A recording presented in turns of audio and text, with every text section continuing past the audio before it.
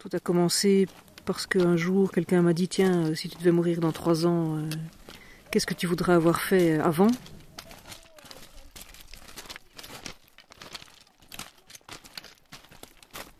On vient de voir la mer et la plaque Menton, donc on va descendre.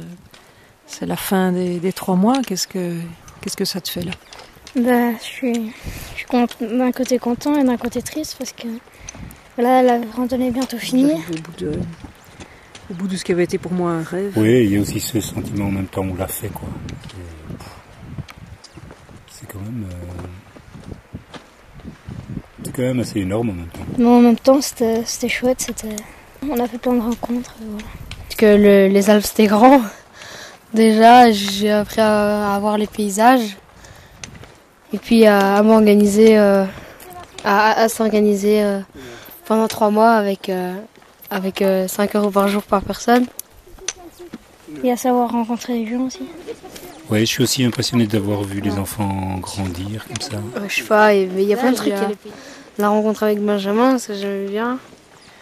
Et puis il y a plein de choses. Et tous les jours quelque chose d'extraordinaire. En même temps, c'est devenu quotidien, donc c'est un extraordinaire quotidien. Mais en même temps, on l'a fait, quoi.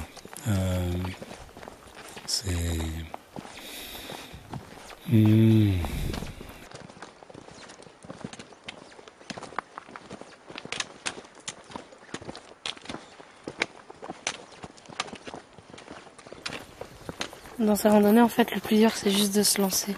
Les gens nous disent souvent bon courage, etc. Et puis, il n'y a pas besoin de courage. Et puis le courage, ça va être de reprendre, quoi. Ça va être de s'arrêter dans cette marche.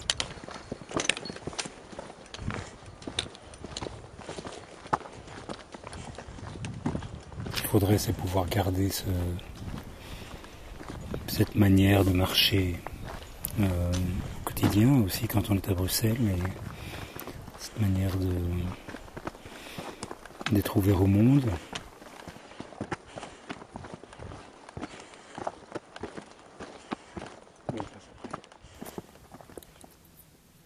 Cette rando m'a super plu. Il y a une phrase qui me poursuit souvent, moi, c'est les torrents coulent toujours. Quand je suis à Bruxelles ou quand je suis dans ma vie de tous les jours, et je pense que tout ceci existe et continue à exister, même si quand moi j'y suis pas.